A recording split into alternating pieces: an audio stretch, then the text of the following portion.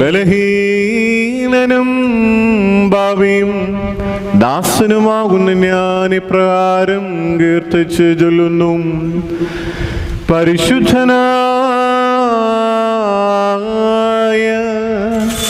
പിതാവ് പരിശുദ്ധൻ, പരിശുദ്ധനായ പുത്രൻ പരിശുദ്ധൻ,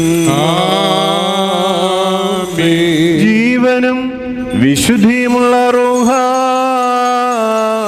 പരിശുദ്ധൻ, താൻ നമ്മുടെ ആത്മാക്കളുടെ മേലും നമ്മുടെ മാതാപിതാക്കന്മാരുടെയും സഹോദരീ സഹോദരങ്ങളുടെയും നേതാക്കന്മാരുടെയും ഗുരുക്കന്മാരുടെയും മരിച്ചുപോയ